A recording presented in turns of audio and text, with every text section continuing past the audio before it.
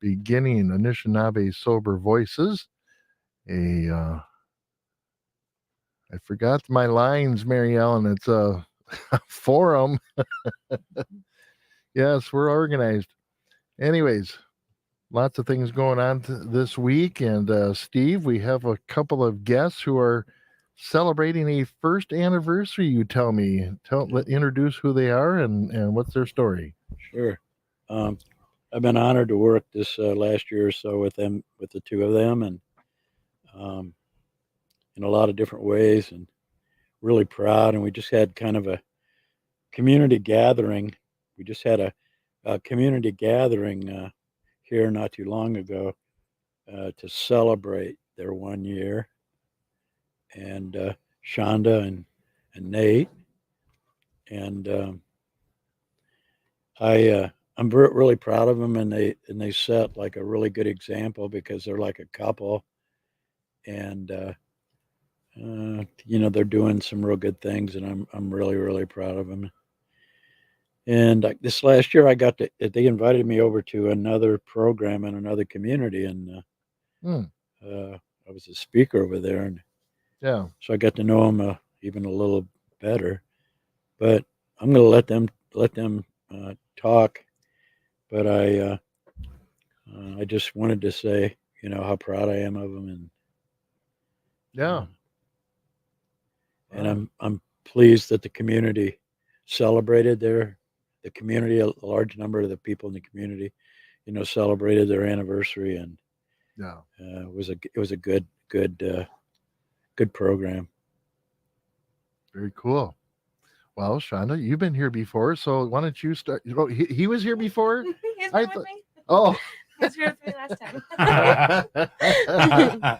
I couldn't. Well, you did all the talking, Yeah. though. It was a program about your sobriety Yes. and what you've been going through. So, refresh our listeners about yourself, who you are, introduce yourself, Okay. and tell us a little bit. Well, I'm Shanda Quiggin. I'm over a year sober now. Um, I don't know. Um, I've been doing a lot of meetings and groups and stuff still, and working. And actually going to be getting my native name this weekend. So Very cool. yeah, Oh. I'm working on different sorts of doing more traditional stuff, and Yeah. so yeah, pretty excited about that. All right. All right. Yeah. I'm Nate. Nate Riley. Um, I won't begin my name this weekend because I already have it. But um, yeah. I just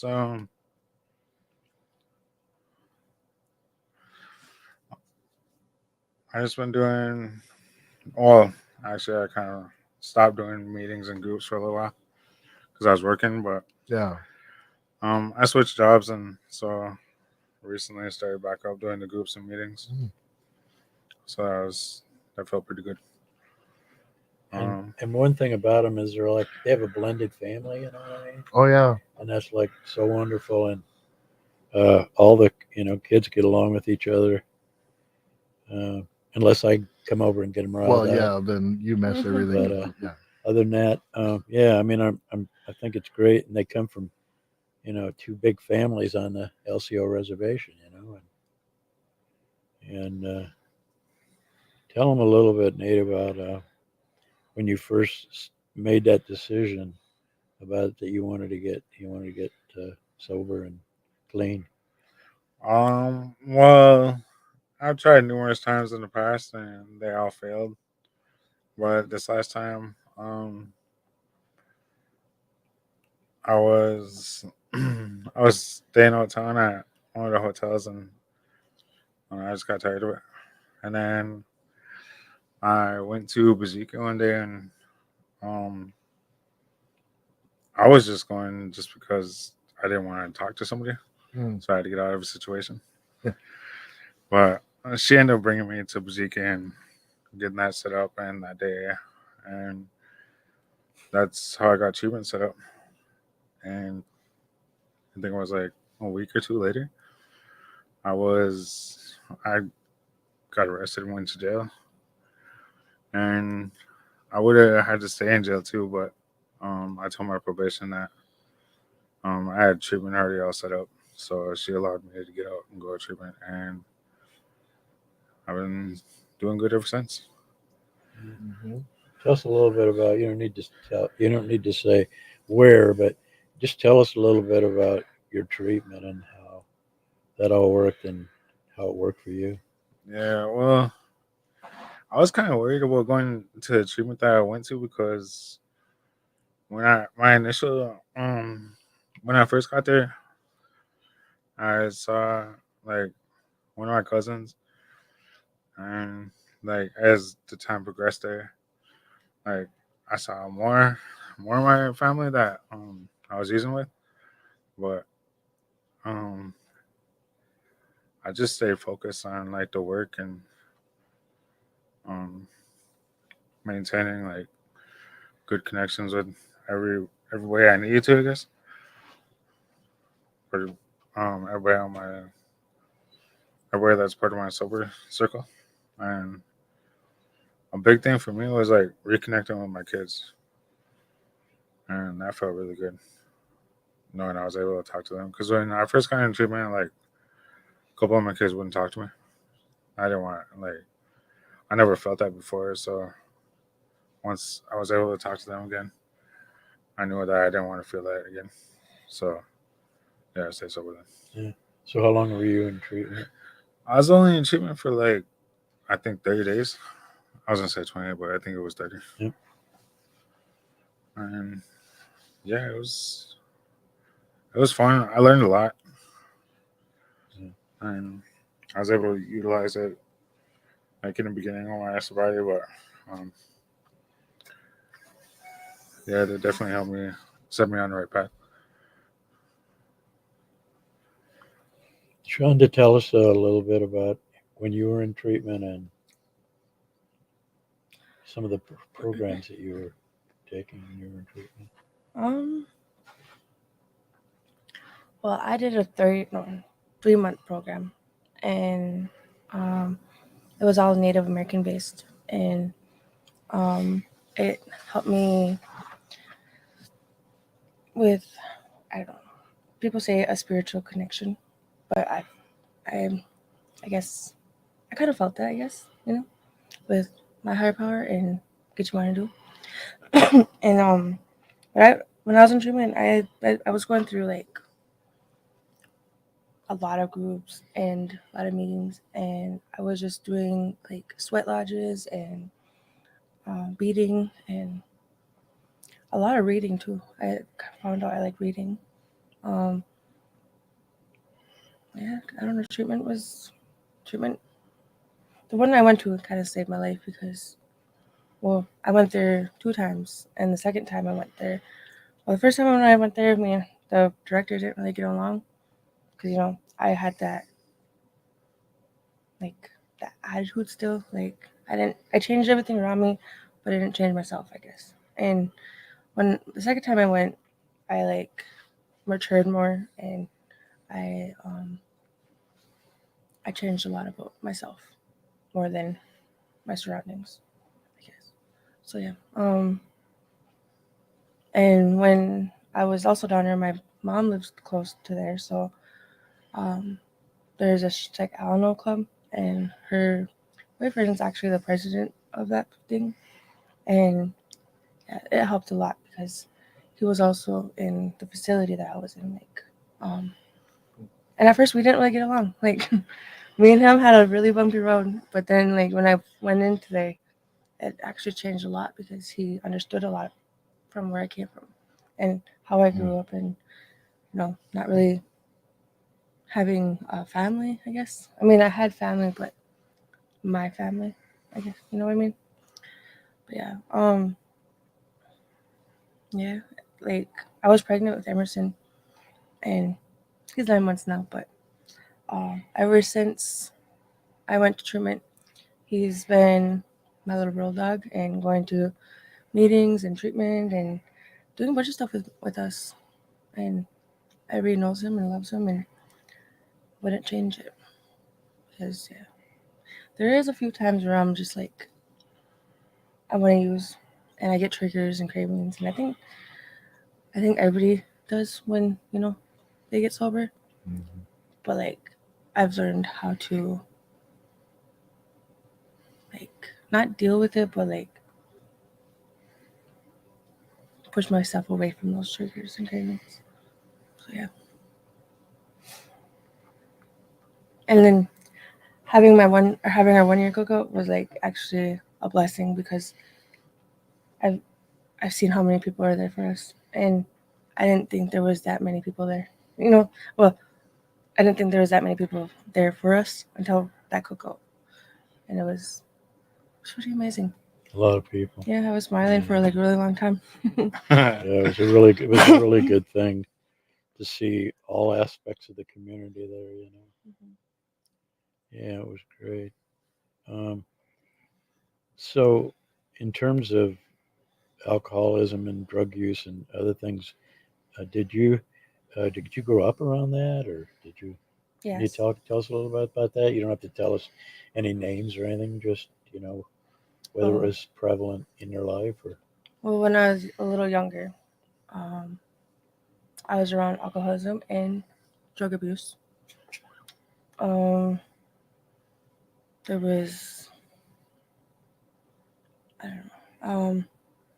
I guess throughout my whole life, I was around it since I was like a baby till well, almost a year ago now, and I kind of stopped being away or stopped being around the family that did use and stuff. But I mean, my mom is a recovering addict also, so like she's okay with me bringing about that because she's healthy and she's doing an amazing job actually. Mhm.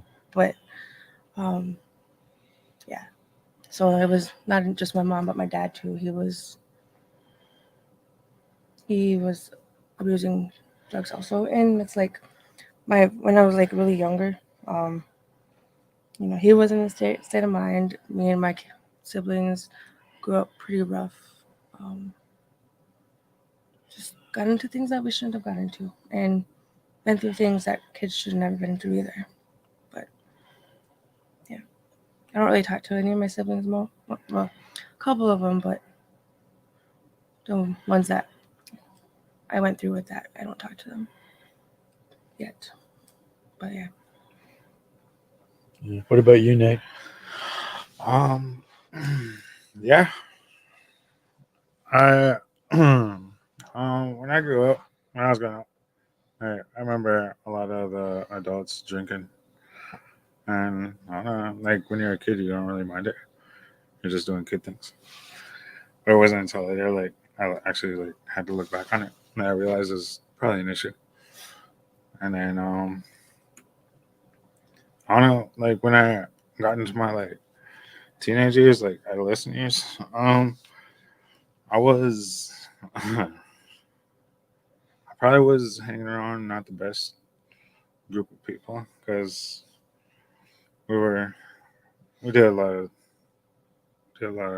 drinking and drinking involved in drugs and yeah and then it was like 2010, like there was I went through like a traumatic experience and I actually like started getting on like painkillers and then from there on, right, that really just progressed it even faster.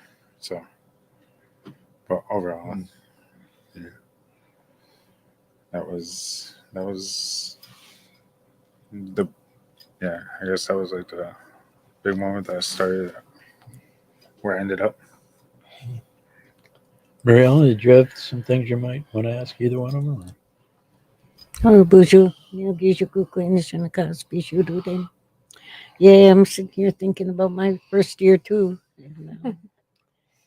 And I gave a feast. I invited all the people from treatment center where I was at, and yeah, it was back then. It was kind of a new thing, you know.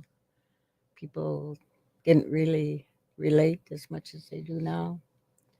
And there's all kinds of drinking, drugging back then. So, but I I wanted to thank for my first year. I wanted to thank everybody that helped me.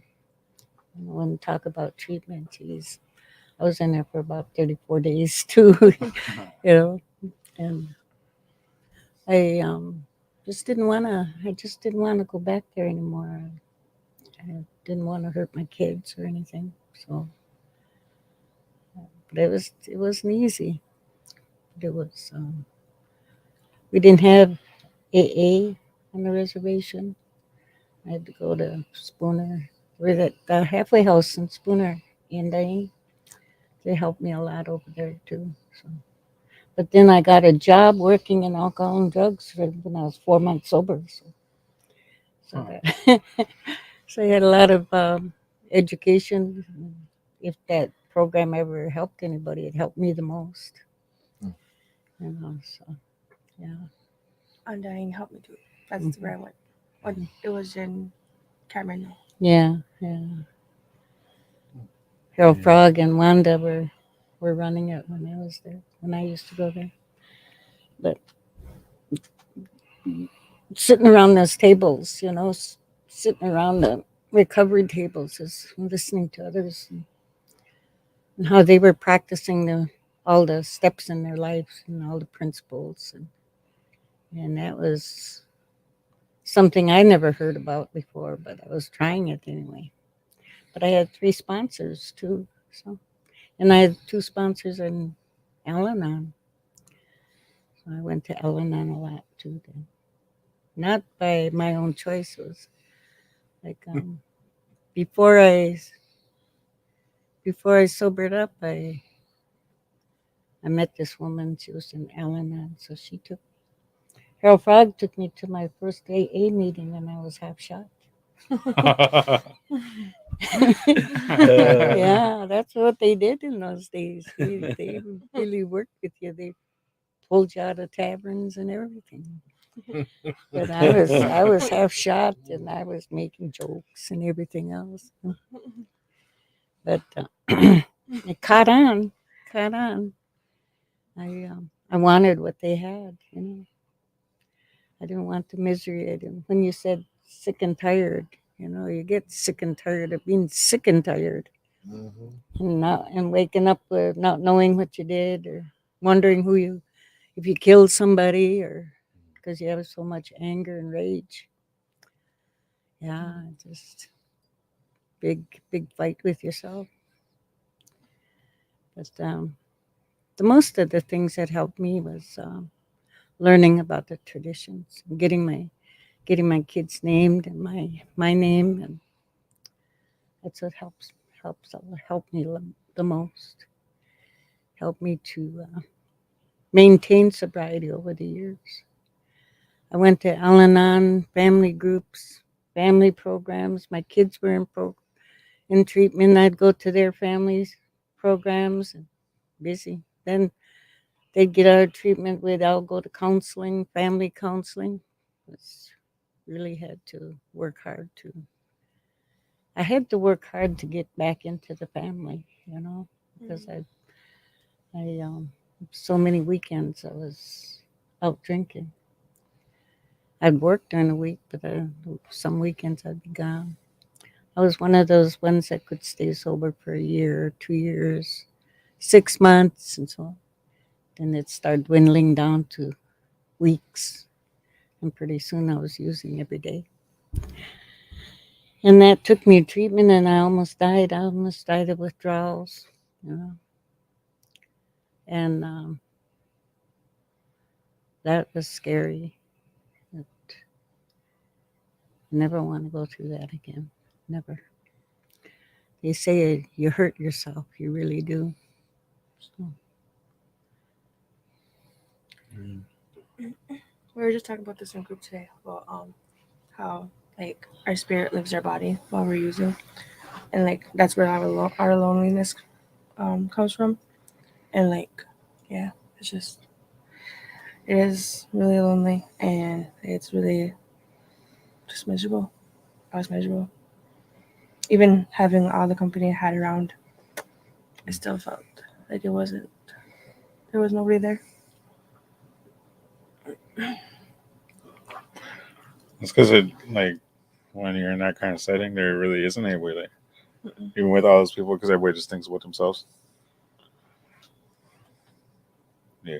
Yeah, I remember that I got off alcohol and then I got addicted to prescription Xanax, and boy, the withdrawal from that was like, I mean, that hurt physically and Mm-hmm. psychologically. So I have a date, that I say I'm clean and sober, but I also have a date that I was free from everything, which was about a year after I quit drinking, but I just had those I could pop in my mouth, and I had a medical doctor that just continued to give them to me. And finally, I went to a psychiatrist and a medical doctor that were willing to work together, and they figured a way. And my psychiatrist was pretty tough dude, and he just said, "You're going to have to shake it off." And oh, I tell you, coming down from withdrawal, kind of almost cold turkey from Xanax was nasty, and that made me think about, when I quit drinking, that um, I really that wasn't all, that I wasn't really sober, and I wasn't, because I was taking those pills and abusing those pills, I should say, not just taking them. And then I just said, I don't want that same false feeling of whatever, of what I thought was the way things ought to be. And it affected me, uh, psychologically and physiologically. I mean, I already had post traumatic stress disorder, but that was all exacerbated by all that withdrawal I went through and stuff. And so it was like, I had to have, I had to have the creator out there to help me with this stuff, and people around me to help me with this. And I still had that environment because both my brothers, my one brother died of illness that was fueled by alcoholism.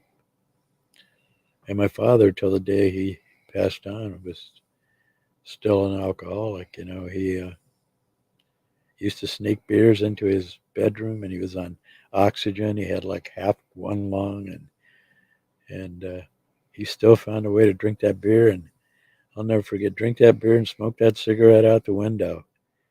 He was on oxygen. He could have blown up the whole house. And I just think about that, and then I look at my grandfather, and my grandmother, and my great uncle, and how they quit drinking. And they tried to convince my dad, and I tried to convince my dad. But even to this day, my two brothers, and I'm sorry, my one brother and two sisters still are have issues with alcohol and drug abuse, and I'm not very close with them at all because of that. And some people say, well, it's me, but it's a combination. It's a combination of me and them. You know, I couldn't be around them. Luckily, they lived far away on the East Coast, so they all moved there years ago. And the thing that helped me was that they were not real close. And I know that's not. I've been around communities in the last 25 years, and I know that's really a challenge when you have people that are close, and they're right there, and you kind of really want them to be part of your life, but you got to make a decision. And I've talked here before about my friends. Like when I quit, I had to almost quit all my friends. You know what I mean? had to start from scratch. And I know some of you all have had some challenges with that too. But yeah, I know that it's a challenge, and really proud of you too. And you're a great example, to hold out there. And I think that the reason that the community celebrated that is because they all do really support you, and they showed up for you, and there were people across the spectrum of the community that were there. People from the local community were there. Mhm. People that you've worked with in other communities were there. So I mean, I think that kind of shows you that people do support what you've done, and that we're all kind of here for you if you need something. They say that that when a couple are using and drinking together, and one wants sobriety and the other one doesn't, there's that one that wants sobriety has a really a horrific time trying to stay sober.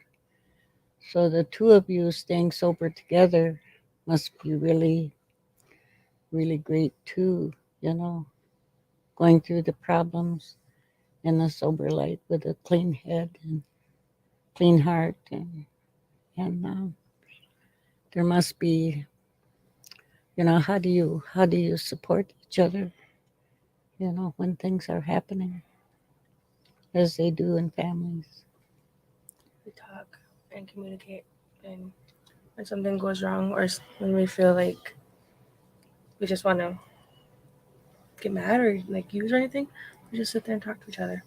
And no matter what happens or what we say, we always support it. And we've been at that part where he wanted to get sober and I didn't. And then I wanted to get sober and then he did it. So like we've been together for 5 years and we haven't really been on the right page besides a year ago.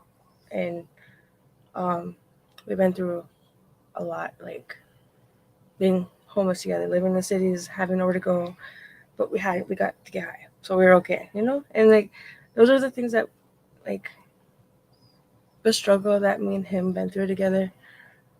It's it's made us stronger because we know how to communicate, we know how to talk through this stuff now, and we just don't push each other away now, and that's it. Yeah, it's a lot better than what it was. So plus we have like, well, we have 2 kids together, but pretty much we have like 8. We have 8 kids together, so like we're in this for life right now. And yeah, so You see them together, and it's like it is so great. All those kids are just and great kids. he knows all my jokes, and like he gets me in everything that I do. And a lot of people don't get it sometimes, and then him too. Like people would take him serious, and I'm like, no, just you gotta figure out him. But yeah, it's just, I don't know. And a lot of people just want to give up, and a lot of people, when you're using and they're a couple and when they're using and stuff, they just want to go and do your own thing, I guess. And we were getting to that point, but we didn't stop. Yeah, like I've seen a lot of couples like make an attempt to get sober together, but then like shortly after, either they'll leave each other or like the one of them, like you said, will start using again, and just doesn't end good for a lot of couples. And I've seen that a lot, but I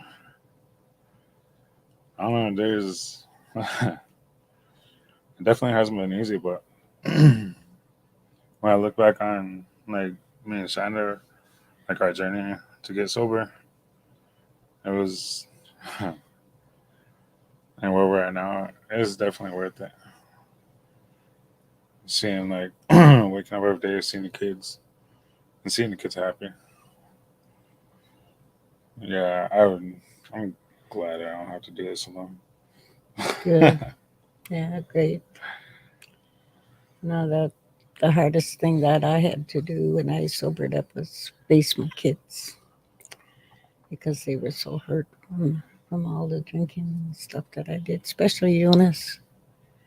You know, it just was like she was my scapegoat, and I abused her a lot. And to see where she's at today is beautiful. You know, knowing that she come through all of that, and like I said, we went through a lot of uh, family meetings, family programs, and treatment. But we have one thing in common is that when they talked about treatment and 12 steps and the, the books, I we understand each other. My kids are my kids are in the program. You know, one in Minneapolis. It's been in the program over 30 some years. She was around 16 when the the oldest girls, they were telling her she was adopted because she was light skinned and light hair. And he was telling her she was adopted, and I didn't know that they were doing that until she ran away from home and we went to court and she chose to live with somebody else after I was sober. And boy, that hurt. Talk about kids. But then one night there used to be an old trailer that I was working AODA, and used to be an old trailer in back of the tribal office, and that's where we met.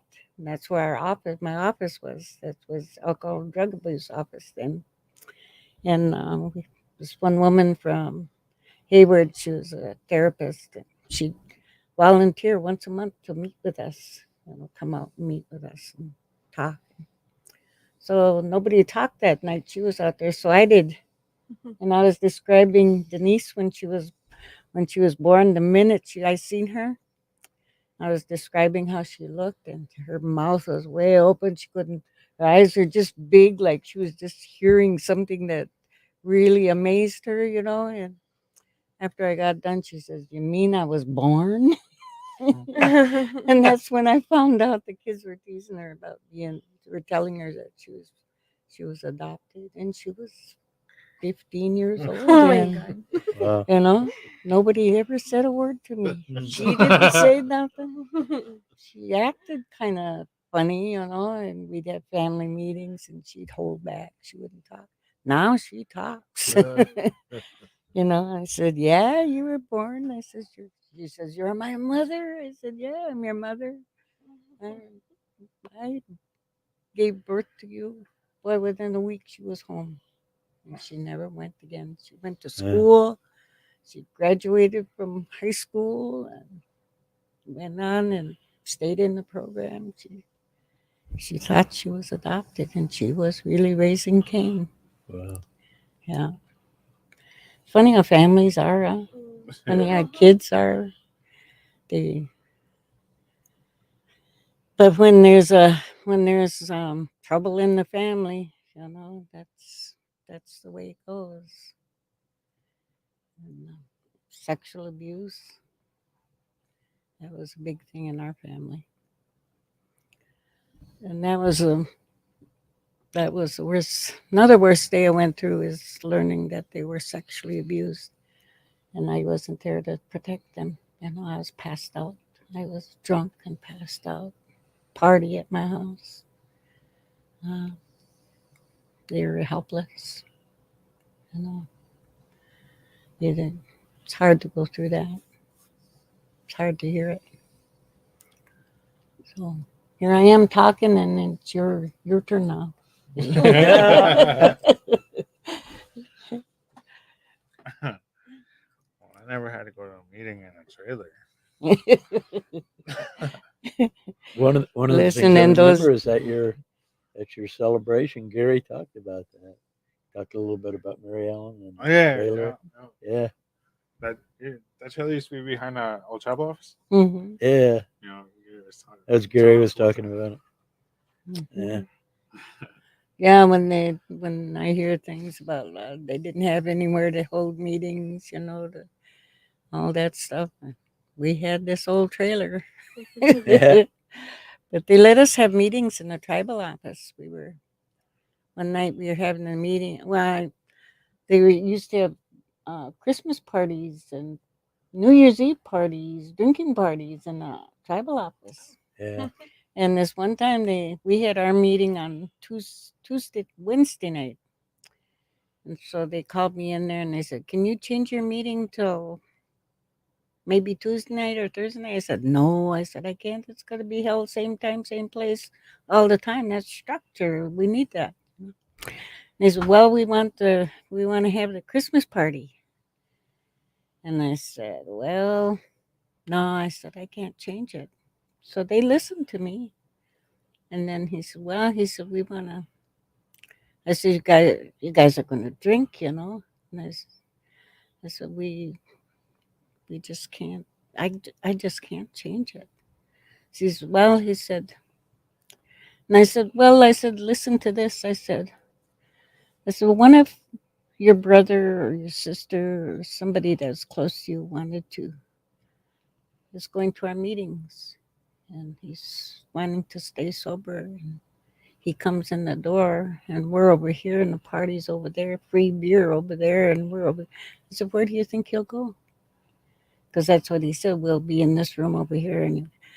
And he says, "Yeah," he says, "you're right." He says, "So we'll have our party after you guys get done." So that was a blessing. Yeah, that was great. Yeah.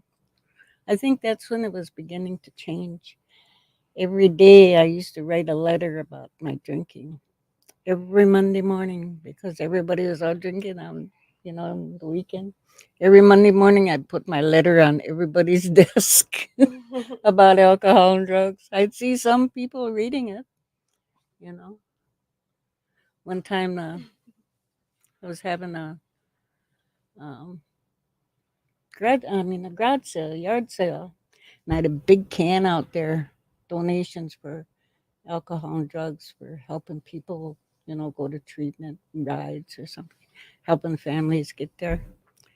And we didn't have any anything, and I think I was the only one working during that time.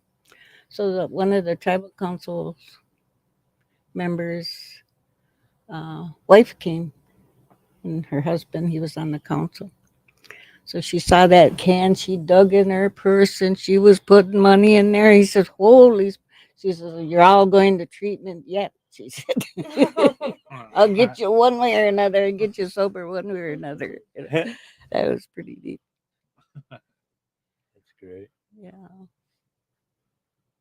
Yeah. I was surprised this time when I went to treatment to see how many people I knew from like back home come to treatment, and then when I finally did get out of treatment, how many people like were going into treatment or had already left for treatment. Um, I didn't really expect like that many people to go. I guess like I wasn't. I don't know what I'm trying to say. Like I know that many people are like sick and tired of living that life. Because when you're living that life, like you can't tell. You can't tell what people are thinking. Hmm. You don't care what they're thinking. No. Yeah. either. No, I definitely don't. Mhm. I remember. Oh, sorry. I remember like joking around with people like getting sober, and like that was just it was just that though, just joking. But I remember there was a part of me that I always wanted to get sober. I just was afraid to take the first steps Mhm. until I was brought to Bijiki that one day by yeah ICW caseworker. Mhm. She brought me there that day. But yeah, I'm just glad to be here today. Yeah, it's good when, like you said, it's a good thing um, that you saw people that you were hoping would get sober, either leaving or coming to. coming to treatment. That they were willing to try that. That they were willing to take a chance and quit drinking and quit drugging and all that. I was one of those people that everybody thought I wouldn't get sober and I wouldn't make it, and I'd always fail. And there was like, I got sober. I was like, well, there's people like I think. Anyways, these last few months, I've seen people go to treatment, and I've never been so happy. Like seeing a lot of people that said they didn't want to go to treatment, never wanted to try it, go. And I mean, it's amazing, and I'm happy for them, and I hope like they stay on the right path. I mean, I know some didn't yet, and some went back, and I know how that's a struggle. And I was just telling somebody like we need we need somewhere around here that like when we get out of treatment, somewhere to go, and not just go back to where we just came left Mhm. from to go to treatment, and a lot of people didn't have the chance that we finally got after so many tries of being sober. Like we had that support from our sister, his sister, but my sister too. But she trusted, and everybody gave her every reason to doubt us and every reason not to trust us, and she said we have to, and she did, and she let us stay there, and she let us be part of our son's life, and she helped us on our journey, like getting all of our kids back, getting like trust from our kids, getting I don't know. She's a lot of people need more of her around in their lives, and I wish I know I'm trying to be like more helpful, and I mean like if you need a ride to a meeting, I got you. If you need a ride to group or any appointments, like I'll help in any way I can. But like once it starts going into my life, like if you're using and everything, that's when I have to take a step back and set boundaries because I've had to do that already a few times, and it's hard, but I can't do nothing about it because nobody could do it for me when they wanted me to get sober and I didn't want to. So yeah. So I try to help as much as I can just because we've had that help, and it feels good to have that help. It really does. Um, yeah, I remember like Shonda too. She was worried about me when I first got out of treatment, like where I was gonna be staying, and where I did end up staying when I first got out was it was supposed to be like I don't know, like a safe place, but I knew from past experiences trying to stay there, like it wasn't. And sure enough, like I think I was there for um like Couple days. yeah. I was gonna say a couple weeks, but yeah, I think it was a couple days. There was people that were using it, but it was different this time because um I knew what I wanted, and I didn't want that, and I got triggered and everything, but I was also like the day I got treatment, I got a Vivitrol, so it, like helped me with the cravings. So like um when I did see it, it was a trigger, but I was able to like say no, like tell myself no, like it's not gonna do you any good if I do it, and that showed like that like I guess I just proved to myself that I was willing to do anything it takes to stay sober. But yeah, there's definitely been a lot of triggers, and I don't know, they do get easier to deal with, I guess, and it's I don't know, it's a lot more rewarding seeing seeing all the possibilities and everything. It's a brighter. And like both of you, like I said before, are like good examples. I mean, yes, there's people that can get off drugs and alcohol, and yes, there are people that are together and have mixed families and all that. So I mean, Mhm. it's a good example to have in the community so that people can see that it can be done. And I try to say hi, like when I see people and I know they're using, like I still try to say hi and just like just show them that somebody still cares. And like I know when I first got sober, everybody was like, "Oh, she's so stuck up," and like because like I didn't really talk to nobody because that was for my own safety. But like now that I feel a bit more stronger and I feel a bit more like I could do this. Like yeah, I'm gonna say hi. I'm gonna say how you doing. Like make sure that they know that you know we don't we don't forget about them, and I want to help them and stuff like that. So Well, me and her are different on that part. whatever. Shut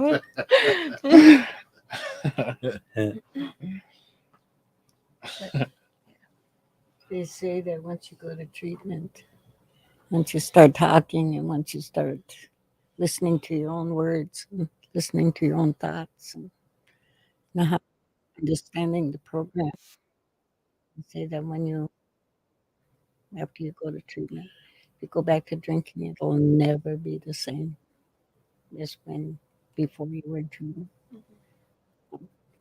And there's always somebody watching you just to see how far you're gonna go. you know, always. you know, And yeah, unfortunately, some of them are wanting to because they don't have the ability or the strength or whatever it is to do it. They want to see you fall so that that makes them feel better because they don't want to try it. They don't want to do it, and um, it's sad. And those are the types of people that are kind of really hard to reach, and I just pray for them every day. yeah, and it's when they say to stay sober for yourself. That's it right there. Stay sober for yourself. Hmm. That's when I first started trying to get sober. That's where I messed up. I didn't get sober for myself. I was trying to get sober for everybody around me, and it did not work. Mhm. And I knew that I was worth it, and I'm worth every single step of my sobriety. And I have so much more to work on, and I have a lot of like self or what's that called? Like, Self respect. well, yeah, self respect too. But like I'm trying to Self work. realization. I'm trying to work on my inside of my head and inside of my heart more, and like work on like because I could feel myself sometimes like getting back to my old attitude and stuff, and I'm trying to work out of that. I mean, I'm going through mental health, and I'm gonna talk about more about my past You should and double up on your sessions. I'm what just kidding. and like when I was littler, I was sexually abused also, and that had a lot of power over me, and that was like a lot of where my drug and alcoholism came from, and just like even when I was like using, there would be like a lot of dreams and like if everything felt real, and I'm still working through that, and you know, there's still so much more I have to work on, just so I can give everything to my kids and myself and my family. When you get your Indian name, that'll help you. Hmm. Hmm. And Emerson's is too, so he's gonna get his this weekend. Plus, I'm gonna try and go through my day in the next couple years here too. Hmm. Great. So, Good plans. yes. Yeah. Future. Hmm. Looking for that strength Yes. to get stronger. One of my very first sponsor, um, I remember he came to see me one time and we were talking about staying sober, and he told me, um, that me being native, that if I got in touch with my culture more, that that was like the true path to sobriety or something like that. Mhm. And my first sponsor, he wasn't native. He wasn't native at all. He was white. But that was pretty cool for him to say that Mhm. because it made me realize like how out of tune I was with my culture. And yeah, I've definitely done a lot of things different this time around. And it makes me feel a lot better knowing that I'm doing the things I'm doing now, like in a certain way. And I I just hope my kids are able to like hopefully follow in my footsteps one day Right. and doing those things. They will. My kids did. There's a lot more work that we still have to work on too. Yeah, Mhm. that's true. But like realizing that that how important your kids are, and that you had a couple kids that were having difficulties, and now they've come around, and I mean it's a good example to the community, but it's a good example to your family too. Like my oldest, she's 9, and I know she's gonna start asking questions because she's already was asking questions about like where I was at. I think that's gonna be really hard because you know, um, yeah, I think it's gonna be really hard. But I know I can do it. So if Nate can do it, I can do Yeah, how about that? it. Together we can do it. Huh? Yeah. Yes. Yeah, Yeah, we got this. like you said, communication, that's a big deal. Mhm. It's a big deal in your life, and yeah, it's very important. How do you feel, Mark, when you hear all this? Oh, it's awesome because again, been there, done that. But for me, it was years ago. I kind of forget what I went through, and um, when I wasn't sober, when I was using, and it kind of brings back some of those memories to say, oh yeah, I was there at that place and time in life, and I was a young teenager then, and not an adult, and having kids and all the other um, things that would really weigh a person down or stray them off. But when I got sober, it was just for me more of just a huge spiritual awakening. It was, boy, there was a day I took some microdot acid, and I was not an alcoholic. I was a drug user, pot, cocaine. Back then, we had a substance called cannabinol. It was the poor man's cocaine, and back then we didn't smoke it; we just snorted it. But man, I had some microdot acid that I took, and I just, I just prayed and said, if you know how you pray, you get so drunk or you're out of it, and you're thinking, if you just save me from this, I'll Yep. I'll Yeah. stop, I'll stop. All those promises, Yeah, and that one was a definite near death experience because it was just like, oh God, please get me out of this, sober me up, and it happened so quickly. All of a sudden, I was out of the high, and it was like, oh, okay. Didn't know what to think of it. Just thought, well, maybe it's a coincidence or something. You start to explain it away, and it was, yeah. But yeah, just to hear these stories. I used to work in the treatment center, so I heard more stories, and just some of the struggles that people went through that I didn't go through, and I thank the Creator for not having to go through those things. But then, yet maybe I should have went through those things so I could have better empathy towards those who did. But it doesn't matter. We still struggle. I still struggle today, And, we always have that in the back of our mind. Well, geez, just use this a little bit. It just helped get you past that. But I just couldn't do it anymore. In fact, when I had knee surgery, I told the surgeons, I don't want your pain medications. I took CBD oil, and that was amazing and triggering, non anything. It was just so I didn't have to go back to narcotic pain medications because I knew that was a trigger for me. Now, I've had them in the past, but I was pretty good with them. But this time around with the knee surgery, it was different, and the neck surgery. And as you get older, you'll have so many different surgeries. Things start to fall apart or fall off, and it's just having something different that wasn't a narcotic was very, very helpful. I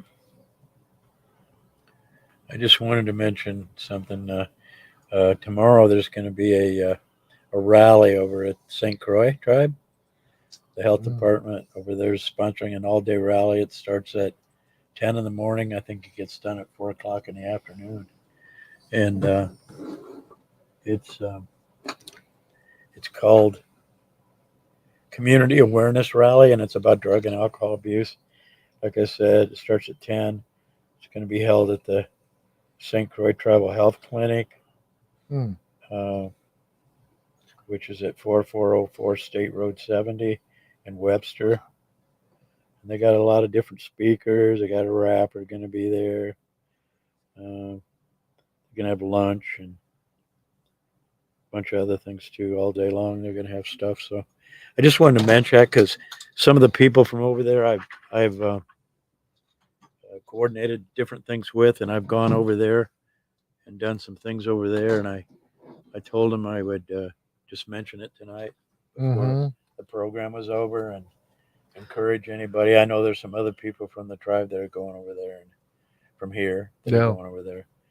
And I just wanted to mention it, but thanks for the time. Also, I just want to add one more thing. Yeah. So, me and somebody else were talking, and I think Nate was interested in it also. But I was gonna go to college. This is my next step in my life. I'm gonna go to the college and go get my AODA certificate. Not the degree yet. I'm going to, but I do want to go get my certificate in AODA, so I can go work and help up at the building and stuff. Very cool. I think you wanted to, right? It's wonderful. I was talking to my caseworker today, or one of them, and yeah, she mentioned it. She brought it up. She was talking to me about it. I don't know. I'm not really sure what I want to do with it. It seems like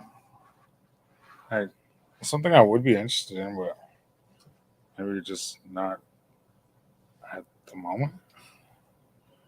Maybe I'll come back to it or something. That's right. No, that's okay. Mm-hmm. Maybe it's just not good right now. Yeah, we need people, Native people in that field. You all can see in the community. We need more people that. Yeah, and she was really trying to hype me up to it. She was like, "It'd be really good for you because, you've been through it." Mm-hmm. Kind of. Yeah. What's holding you back? Other opportunities. Oh, okay. Like what? No, I'm just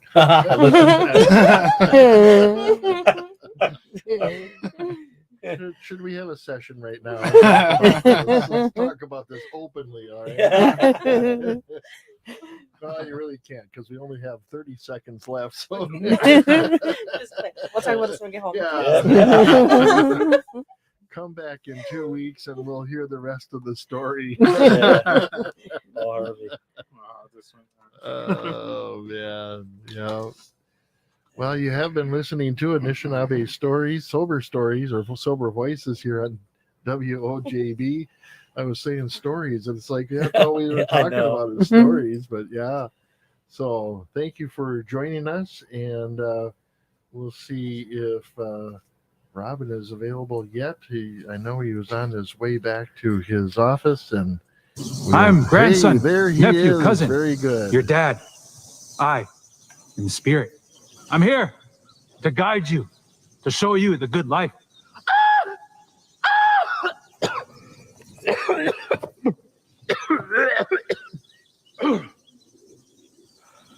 Oh. Bonjour, Anishinabe, and Domingo, WOJB, Snickade, 88.9 gigit. Manatago sa wang go, Nego Mojig, Nina Mick, Naminoyan Don, Bizandogwa, Kinoma, Nego Mojig, Meow.